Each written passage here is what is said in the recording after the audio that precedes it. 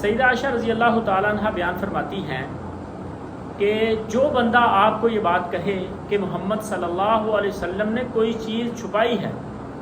اس چیز میں سے جو اللہ رب العزت نے آپ صلی اللہ علیہ وسلم پر نازل فرمائی، یعنی جس بندے کا یہ گمان ہو کہ وحی میں سے نبی کریم صلی اللہ علیہ وسلم نے کچھ چھپایا ہے، فقد کذب، سیدہ عائشہ فرماتی اس نے جھوٹ بولا۔ اللہ یقول، کیوں جھوٹ بولا؟ کیونکہ اللہ رب العزت یہ فرما رہے ہیں یا ایھا الرسول بلغ ما انزل الیک من ربک، اے رسول ہر وہ چیز پہنچا دو جو اللہ رب العزت کی طرف سے آپ پر نازل کی گئی۔ یعنی جب اللہ رب العزت نبی کریم صلی اللہ علیہ وسلم کو یہ حکم دے رہے ہیں کہ اے نبی آپ ہر چیز لوگوں تک پہنچا دیں،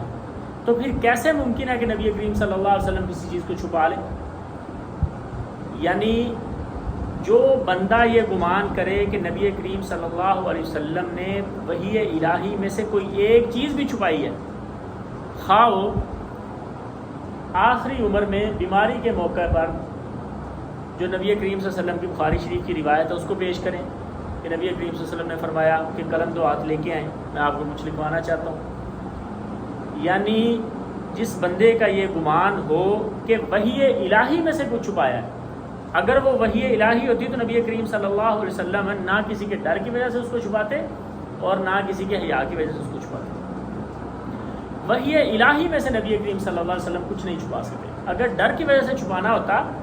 تو مشرکین مکہ زیادہ حقدار تھے اور وہ دور زیادہ حق رکھتا تھا اس بات کا کہ نبی کریم صلی اللہ علیہ وسلم ان سے ڈر کے کچھ نہ کچھ چھپا لیتے، لیکن اس دور میں نبی کریم صلی اللہ علیہ وسلم نے کچھ نہیں چھپایا، تو اب کیسے ممکن تھا جب پوری قوت اور پوری طاقت نبی کریم صلی اللہ علیہ وسلم کے پاس اللہ رب العزت کی طرف سے موجود ہے؟ تو وحی الہی میں سے کسی ایک چیز کا بھی گمان کرنا کہ نبی کریم صلی اللہ علیہ وسلم کو چھپا سکتے ہیں، یہ نبی کریم صلی اللہ علیہ وسلم کی بڑی واضح توہین ہے، اور اس بات کا گمان کرنا ہے کہ گویا نبی کریم صلی اللہ علیہ وسلم نے اللہ کے حکم پہ عمل نہیں کیا، جبکہ اللہ رب العزت وحی الہی کو پہنچانے کا حکم دے رہے ہیں اور نعوذ باللہ نبی کریم صلی اللہ علیہ وسلم کی تمانع علم کر رہے ہیں۔